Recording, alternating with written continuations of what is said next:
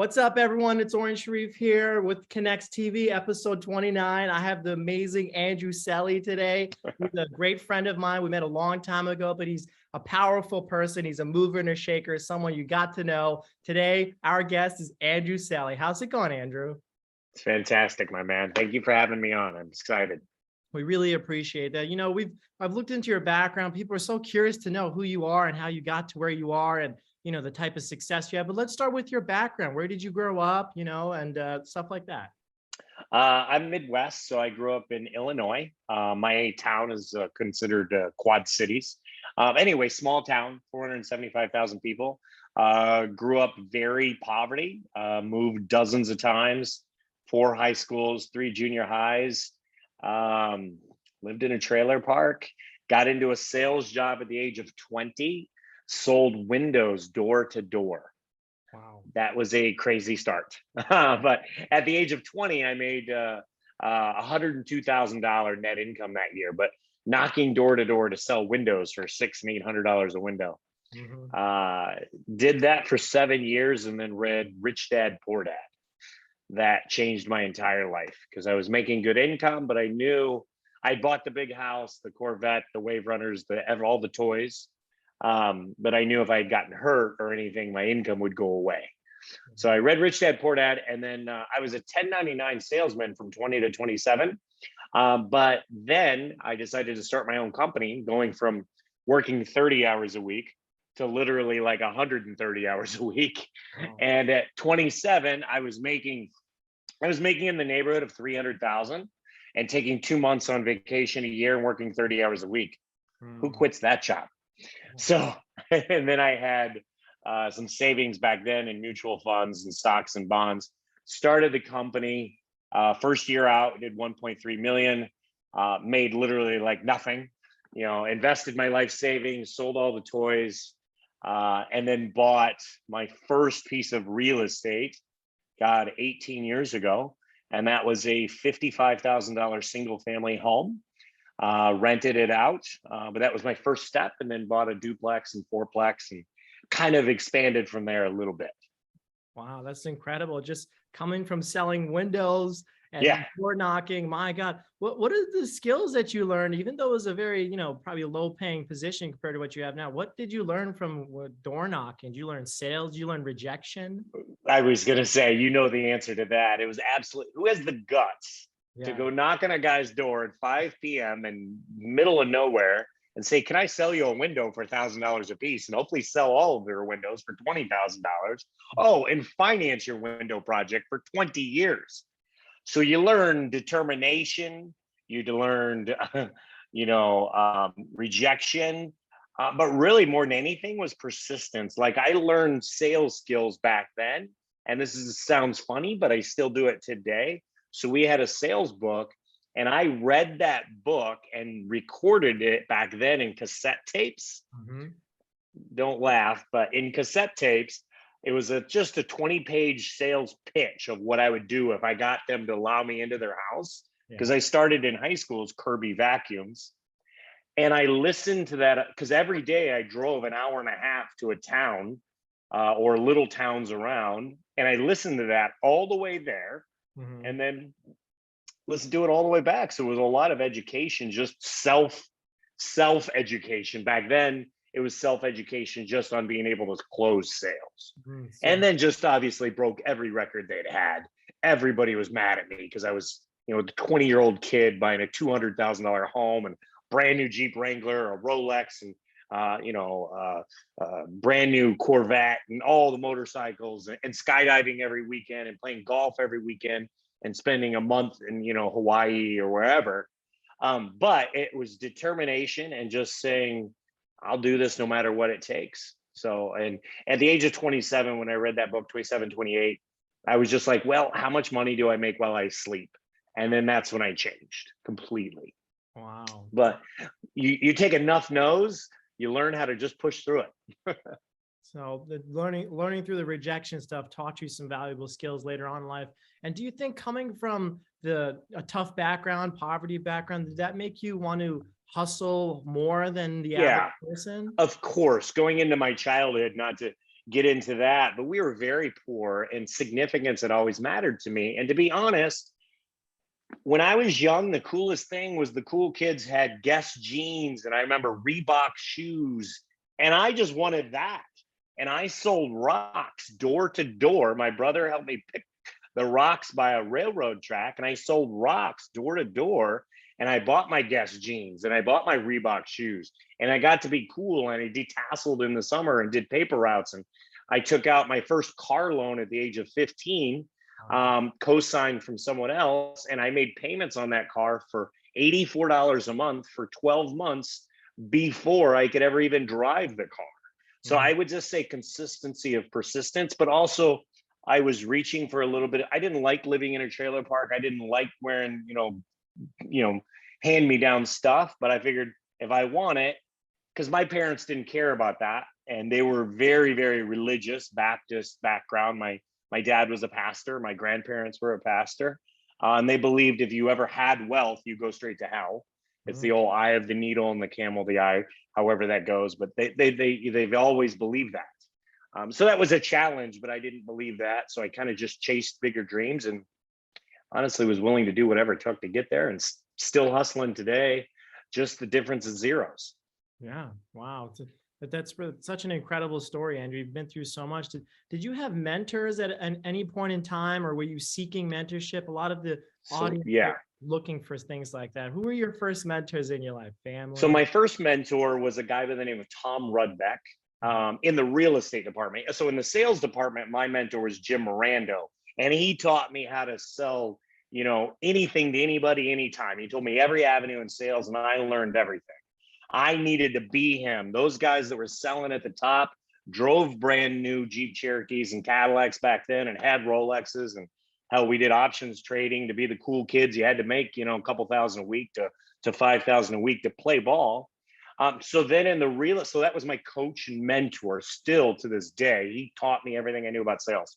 Give him credit 100%. Then at 27, 28, I was like, I want to do this crazy real estate thing. And I actually just went to a bank that I did business with. And I said, who's the biggest, baddest guy at your, and they told me, and they had a Cubs trip. And they said, would you like to go on this Cubs trip? This guy will be there. You can go. You're really, shouldn't be allowed to go, but the bank president liked me. And I went, and I convinced him to just coach me. And we're still dear friends today. Now, as your life goes and your career expands, as your mentors change. Like back then, that, his net worth was probably $40-50 million. So obviously that's not my mentor now. I'm going after much larger targets. But thank God, for a decade, he was a fantastic mentor. And he taught me about commercial real estate. My first commercial deal was 2008 for $2.5 million. And I had already had in 2008 about 600 apartments, but I didn't know anything about commercial. And that property, we negotiated in Copper Mountain in his beautiful penthouse, and over a beer and on a napkin for $2.5 million. And I was so excited. And then I came back, and he said, it's going to be a struggle. It's commercial real estate versus apartments. And in 2008, you probably remember that year, it wasn't the easiest. So I had gotten turned down from 12 banks, and the 13th bank, thank God, said yes. And I still own that investment today, and it's made me a considerable amount of money. But you want to talk about persistence. Imagine going to 12 banks and they all say no. You already have 600 apartments and a roofing and siding and window company. Why the hell do you want to get into a strip mall with mom and pop restaurants in it? Are you crazy? One tenant moves out, you go from positive cash flow of $8,000 a month to negative $15,000 a month. What are you thinking? I was like, I'm thinking bigger. Yeah. So long story short, now that's all I do is triple net large commercial retail centers. But it started in 2008 because my mentor pushed me to reach a little bit further and a little bit more. So that was kind of my change. But of course, every inch of my success, I attribute to just being in rooms that there's much smarter people than me. And now I'm just doing it at a bigger level. Yeah. Almost like the room that we met at Grant. Absolutely. Grant Cardone. Why do we surround ourselves with guys like Dean Graziosi, Tony Robbins, and, Grant Cardone? Because they've been through it. I always tell this when I'm coaching people, I'm where I am, but I'm just on chapter 3. I'm hanging out. We're all reading the same book of life, right? Finance, fitness, faith, family. I'm on chapter 3. I'm hanging out with guys that are in chapter 6, but they're hanging out with guys that are on chapter 9. Yeah. You may be on chapter 1.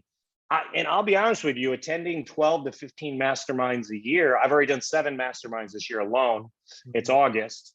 And I learned from guys that are 21 and 22 and just crushing it. I'm like, damn, that's cool. How'd you do that? What'd you do? Social media is crazy. It's the young guys that are teaching, you know, us guys in our 40s so much. When you came to me and said that idea of, I'm going to buy some Ferraris and rent them out at Fontainebleau, I'm like, that's crazy, but it worked. Like you just, I think whatever you pour our heart in, you have massive success. And I thought you were a little crazy, but it worked. I mean, it's so cool, right? If we try hard enough, I think if we show enough drive and passion, as you would probably agree in your followers, there's honestly nothing we can't do. Like last year, I set a goal to acquire $1 million a week in commercial assets. Now I didn't hit that goal, but I settled out at $47 million in asset acquisition last year. And that's with no partners, no syndication, no raise capital. Wow. This year, I'm sitting at 35 million and on a pace to do about 70 million. And I set a goal for that. And I don't think I'll hit it, to be honest, but I'm just trying to get really close. And next year, my goal will be probably 80 to 100 million in acquisitions. So I'm setting the bar pretty high, and I don't expect to hit the bar. I'm trying to get a B plus. Because I think if I hit it every time, I'm not setting it high enough. And I think you probably feel that. We connected with that in Miami for sure. And those events like that Dean or Tony put on, it gets guys like us like, dude, let's say we can change the world. And now it's not even, has really nothing to do with money. I'm trying to create a legacy, but I'm also pursuing the idea that nobody should have to be poor, or not even poor. Just for me now, wealth is freedom to be able to travel the world or encourage younger people. I'm sure with your show and you know the podcast that I'm very fortunate, thank God that you invited me to be on, and our schedules aligned. We're both hustling. I would imagine anybody that really wants something has got to hustle. I mean, day and night. You got to eat it, sleep it, breathe it, like a dog on a bone. I'm sure you feel that way, right? Yep. That's pretty amazing. So setting goals is something that's big for you, being able to Well, set higher and higher goals. Higher goals. But I think goals get lost with a lot of people because, you know, I set goals, but I write them out. Okay, how are you going to attain that goal? If the number's this, what has to like I have a goal for 24 months from now, right? And I have it planned out what I have to do every 30 days for 24 months.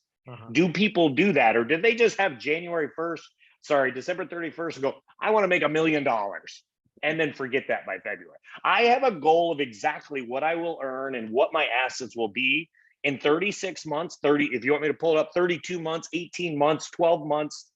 So I don't just set goals. And then I look at those every single day. It's like a passion, but it's a relentless drive to just, it's crazy how you get a little bit of success and you start to have a lot of fun. And then you start to encourage other people to do it. It's even more fun. So yeah, I think setting goals is huge. It's enormous, but set a plan on how to attain the goals, or really they're just hopes and dreams, right? If you say, I want to make $10 million next year, well, break it down exactly how you're going to make the first spot one, the first 4 more, and then the next 5 more to get to 10. Like I have dialed that in down to the penny. Yeah, just goals, but also write them down, review them daily, not once a month or once a quarter. I mean, I think anything that you're going to be good at or you want to be good at, you kind of got, like, do you go to the gym once a year and you're in really good shape? No, you got to do it every day. You know, I think the goals are part of that as well. Wow. So whether it's faith, fitness, family, finance, whatever your F's are, because I review those every day, that's really key and important. Yeah, I totally agree with you. I think having the right goals is good. The mentorship is good. Another key piece I found to success is reading books, like personal development. Just kind of curious to some things you might have read, books that might have changed your life, or certain things that happened to you that really was like a major thing for you? Or most recently, so I read a lot. Yeah. And I track, like we can all say we do whatever we do, but I track. I have my journal that I write in every day. Actually, I have 2 or 3 of them, but 2 main ones. But I tried, like last year I read, I think 56 books. So Wow. this goal this year was like 60 books, and I'm a little behind right now. And I don't read all of them. I do a lot of audio, but I do a minimum of, every day, 6 days a week, I do an hour at the gym and minimum of an hour of self-education. Usually it's minimum of 90 minutes of self-education. But those 2 in the morning are my non-negotiables. Whether I'm in 14-hour day classes with Tony Robbins or whatever I'm in, those 2 still have to happen. So if I have to get up at 3 a.m., I am not happy about getting 4 hours sleep. But it is what it is. Those are non-negotiable. I'll catch up on the rest at the end. So yeah, my big book lately was the Ed Milet, where he is just astounding. So I more follow authors. Like I read every book Tony Robbins has ever written. Dean Graziosi, Grant Cardone, Ed Milet.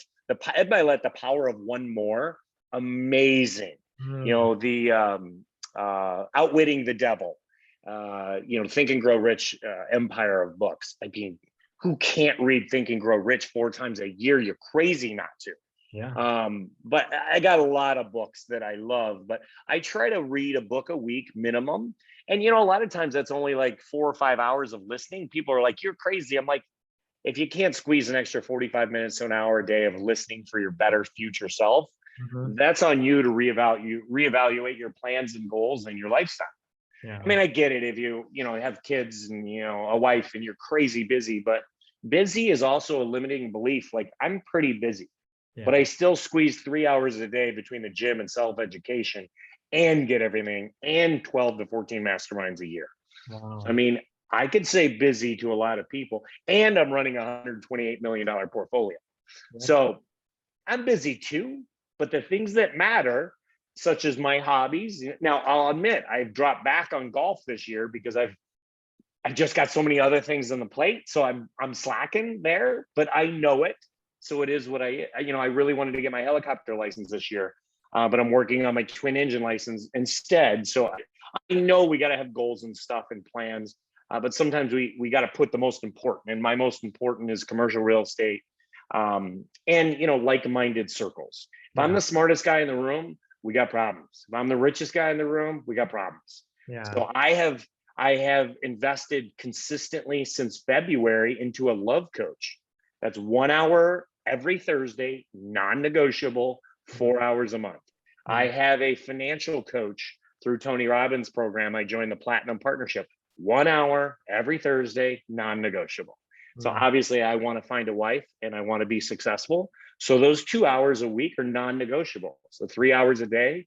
So I think you got to pick things that are just, you won't bend on, We can bend on a lot of things. I'm not going to eat perfect 24/7, 365. I'm going to cheat a couple meals a week. I'm not going to get my 2 to 3 rounds of golf in every week. So those I'm a little bendable, but like the fitness, the faith, and the self-education, the love coach, the life coach, my financial advising coach, those are non-negotiable items. Yeah. So you have things that are like part of your daily routine that you must do, non-negotiable. You take time 100%. And it's almost critical to your success to do these things for yourself. It's imperative. And to be honest with you, dude, 2 years ago, I would look at me and say, you're crazy. How the hell are you going to ask me to spend the first 3 hours of every day between the fitness and self-education? But somehow once you put it in your schedule, now I didn't start there 2.5 years ago. I started at 30 minutes and 30 minutes of the gym, or 40, whatever it is. Now it's just higher because it's more important. And I see the results of, it's got to start internally, I think, and just my mindset first. And then, the assets and the wealth will come. But those things got to be, and they got to come first. But as you realize, those are the most important things. I mean, and you tell people that go to the bar and watch 3 hours of sports every day and sit and drink beers every day, that you want them to study for an hour and a half every day, they will look at you like nuts and they won't be your friend anymore. or you want to, get in better shape. I'm working with my brother who was 430 pounds and now is 298. I asked him to spend an hour a day every day at 5 a.m. Now, a year later, it's a non-negotiable for my brother. He's never not at the gym at 5 a.m. Now, it took me 6 years to make that happen, but it's amazing what you find somebody's button, and that what will make them pivot, and you just lean on it. And with him, it was, cash. So whatever it may be, we find that button. For me, it's more now just an impact. I think that anybody can build a 9-figure portfolio, and they'll probably do it faster than I did it. I did it the slowest way. The biggest regret I have is I dabbled in real estate for 15 years. I never went all in until less than 36 months ago. And now that'll change your life. You can't get amazing at anything until you put 10,000 hours in it. Yeah. And I hadn't given commercial real estate my full attention. And now it's got my full attention. Yeah. So real estate is really the asset class that's your priority. 100%. For me, my wealth will be derived that I will, obviously, my legacy will be commercial real estate. And that will be obviously that will take care of generations of generations. Now, I don't have a wife and kids, but it's a legacy that I'm trying to create. But I'm also trying to pursue that with younger people or other investors or older. It doesn't matter to me, because do you know how many people that make $1 million a year and they're still broke? Or they make $1 million a year and they got the beautiful home and the Mercedes and the country club, but they work 60 hours a week and they don't know their kids. Yeah. That's not living. You have the same, what I like to always refer back to is, what is your wealth growth rate? For me, wealth growth rate is how much your net worth increases every year. Well, for me, that's based on how much debt is being paid down, how much my properties are going up in value, and then obviously my cash flow from the properties. It's a combination of the three. I know a lot of people that make millions of dollars a year, but it just goes right back out, and their wealth growth rate may be zero. Yeah. Mine is not. So there's that balance, you know what I mean? And that's been something I just learned in the last 36 months. Because, when I was younger, I started making 7 figures when I was 32. But at that point, I was making it, but it was going out as fast as it was coming in. So now I'm more reinvesting in myself. And like I said, masterminds and groups and events and buying new property. Yeah. So you learned to balance savings, investments, spending. Yeah. Also had a coach to help you. Yeah, I have to be. Well, it's the big thing too. Like with my coach call on tomorrow with my love coach and my financial coach, it'd be like, all right, here's your goals. We have a quarter report, like it's full, we have a quarter report, your halftime report, your quarter. So we're coming up on that, third report. The halftime report was great. Thank God. My goal was literally, I bought 47 million in assets last year. I wanted to buy 60 million this year. Not crazy big, but that's a 5 million a month, with no partners and no raising capital is a challenge. And balancing the portfolio you have. So I'm on pace now to exceed that goal because we have about 30 million in negotiations on deals right now.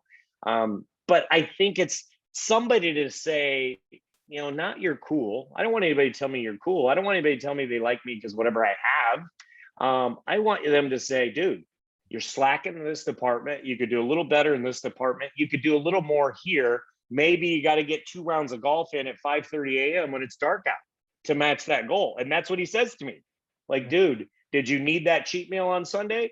Because you probably didn't. And I need not a dick, but a guy to call me out because I have to list every minute of my goals. Like I'm wanting 12% body fat. Well, that takes a massive commitment. I want to buy 65 million in asset. That takes a massive commitment.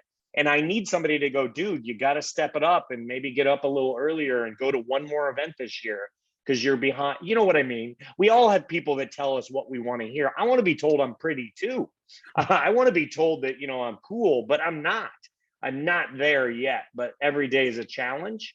And I'm literally just trying to get, I think, 1% better than I was yesterday, to be completely honest. Mm-hmm. So you have someone who you're accountable to, multiple people actually. Or multiple, yeah. My main mentor is obviously Dean Graziosi, who holds a fire under me to, make sure I'm in line. but we set the goals pretty high. But I'm learning from guys that are much bigger than me. Yeah. I mean, much bigger, obviously. So you gotta have people around you that are doing better so you can get up there. So Right, for sure. very helpful advice. I'm sure a lot of people need to hear something like that. So I had another few topics. We want to know more about your current projects you're doing, anything you're doing in terms of like real estate, personal development stuff, and then future things that are coming up, things that you are working on, maybe a big deal that's happening that you want, you know, whatever. So I have the biggest deal I'm working on right now is an 8-figure deal, and it's a solid deal. And I'll be honest, I'm a small fish in this game, man. I meet these guys in these conventions in real estate, and they got hundreds and hundreds of millions of real estate. And I'm like, I have 128. But the difference is you have to dial in. A lot of these guys have, say, hundreds of millions, but they may have 20 partners. So that's a little bit different. Right now, I'm working on an 8-figure deal that I am super passionate about. I had it locked up in April, to be honest. And then they had syndicators that were buying it, and they were raising the capital. So I lost the deal. And back then it was about $17 million, 17, I think, 0.8. Anyway, long story short, fast forward, I'm now getting the deal locked up for a couple of $1 million less because they performed they're doing a 1031 exchange. The buyers couldn't fulfill the obligation. Then they come back and call me. That's happening on 2 deals. Another deal that's $10 million, I was buying a year ago for about 11.5 million. So the market is amazing. That's why it boggles my mind when so many people, I'm just going to wait. The market's crazy. The interest rates, if the interest rate is 10%, but my cap rate is 15, what do I care? You know, my deals are locked in for 5 to 7 years on my interest rate. But if I buy a new deal, obviously it's all new terms. I got to base it by the interest rate. So I'm not sitting on my hands at all. I'm moving forward. The biggest self-education is joining Tony Robbins' Platinum Partnership. Now, that's a very large financial commitment, but it's also a very large time commitment. You know, I just finished Business Mastery in Palm Beach, but I mean, when do you get the chance to sit and speak with Steve Wynn, who's worth $7 billion for 2 hours? Yeah, I do. So not a lot of people get that opportunity. And if I join these groups, I get those opportunities. So my biggest self-education is Tony Robbins' Platinum Partnership. I highly encourage that for everyone. A lot of people are not going to be ready for that. But I'm ready. But the deals are literally just deals I was buying in 2021 or the first half of this year that those people couldn't close those deals, and I can. We always write an offer that we close in 45 days after we after we get everything done and negotiated, and they like that. And nowadays too, with the 8-figure deals, they're getting institutional buyers. So you have to do a phone interview. What do you own? What have you done? What assets do you already have in operation? Do you have partners? Do you have to raise the down payment money? And when I answer all those questions, I lock in the deal pretty fast. So thank God I've been very blessed, and I really look forward to the next 12 months. Wow, just so inspirational, Andrew. I bet you could help so many people out there just with your. That's what I want. Maybe a book coming soon. You know, I get asked that a lot, and I should man up and find the time to do that because, you know, I've done everything. Remember, I started with a $55,000 single family home, built a 700 apartment portfolio, retired at the age of 39, laid on the beach for a few years. And I flipped 1,000 single family homes. And now I have 32 strip malls, centers, hospitals, medical buildings. I've done every phase. I had 9 different companies through my career and 350 employees. I do not miss that. I've bought and sold car washes. I need to write a book and expose that. But right now I'm doing it mainly through social media. But I really just want to encourage the guy that has got $10,000 in the bank, you know, and do one deal. And in 10 years, you're going to have $100 million portfolio. But you're going to make an impact along the way. And my first 17 years, I didn't make an impact. I wanted to do it quietly and don't tell anybody what you're doing. Now, my CFO, my accountants, my property, they think I'm nuts. But I want to share that with the world that it's possible. If you're making $20 an hour and you want to be a multimillionaire in 3 to 5 years, dude, I guarantee you, You pick up that 2 hours of education every morning, spend an hour in the gym, and get up at 3 a.m. if you have to. But you'll have all of that, and you'll surprise yourself that you'll have a whole lot more. Incredible. You're just such an inspirational person. We're going to have you on stage soon. We're going to have a big conference for Konnex conference. We want you to be a speaker. So we're coming. I'd be honored. Yeah, it would be excellent to have you on. We're coming towards the end. We just want to know, like, that average guy who does possibly have 10,000 or maybe 5,000, or do you have anything you're doing right now? You said you're getting coached by people, but are you offering anything to the regular person? How do people work with you, Andrew? What if people want to hang out? I get asked that a lot. I get asked that. I've been offered up to $25,000 per day, and I've said no 100%. I just don't have time to give what would be needed. To be honest, I haven't slept in my own home in a month. I'm focusing to get to the best of me. And I think when I hit about $250 million in assets, I'll start coaching. But I just want to do this. Whoever I take on, I want to devote my life to them. And I want to give everything. I want to over deliver. I want to under promise and over deliver to the max. So I don't right now, except follow all of my social media, but I reply to every DM myself. You remember you used to get 100 emails a day. Now my company can be ran on 8 emails a day, but I get 100 DMs a day and I answer all of them. But the young guy I don't care if you're 50, you have $10,000 in the bank, first invest in yourself. And with $10,000, I give away at least 1,000 of it. If you're not giving away 10% of your income, my goal is to give away $1 million a year. I've always given 6 figures a year away.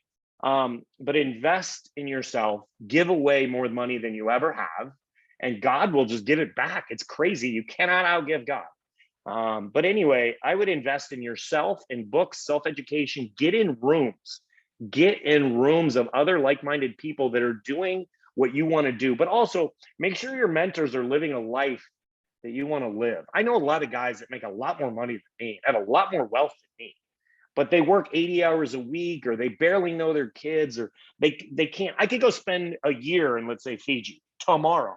Yeah. I answer to no one. That's an easy task. I could do that. I choose not to because I'm empowered by working my butt off and changing lives and helping others. But I will do coaching, and I will do it probably within the next 12 months. But I want to be able to deliver at a big rate and a big return. Yeah. So right now it's just social media. So you're all in if you're going to help someone, but right now I'm coaching a couple 20-year-olds and then a couple like 25-year-olds. And I'm so excited. I talk to them every day, and I've gotten them into martial arts, and one wants to get a pilot's license, one lost 30 pounds, and I love it. But when I do that, I need to make sure I give so much value, whether it's a $500 check or a $50,000 check, it's worth 1,000 times that. And I'm not going to do that until I can devote that time to those people. Yeah. I just don't want to underserve. That makes sense. I mean, you're definitely someone who wants to help and give back. We can clearly see. So maybe you'll have a foundation or something one day. I created my own foundation, Andy's Kids. We feed about 70 people a day. Wow. I've been very passionate. When I'm in my town, I try to serve the homeless. And man, the stories you get, go serve the homeless a couple times a month, man. It's way cooler than driving my Lambo. Yeah. It's just cool. I mean, yes. So give. Yeah. It's such a powerful thing you say, to give and to come back to you and tenfold is what they would say. So you're just such an inspirational person, Andrew. We're so glad to have you on here. How do people find you? How do they connect with you? Website? I would say my Facebook and my Instagram, just my full name, Andrew Sallee, Sallee. But you'll find me on Facebook and Instagram. I try to live a very vulnerable, very transparent life. It's scary a lot. I get a lot of haters. I get a lot of judgment. But I'm thankful for the guy that says, hey, I just want to get out of working at McDonald's. Yeah. I don't care if you're working at John Deere as an executive, or and you're just not happy. Sometimes we can live on less, but be happy. Whether you make 100 or 50, your lifestyle's the same. So I think that's the biggest takeaway I'd say is live the life of your dreams today, not tomorrow. Oh man, that's just so perfect. That's exactly how I want to end our episode. That's just such an incredible time. And Andrew, we're so grateful for your time and your opportunity. We hope we see you again for this show. And absolutely, you are someone we look up to. Thank you, Andrew. Thank you, my man. Thank you for having me. Bye.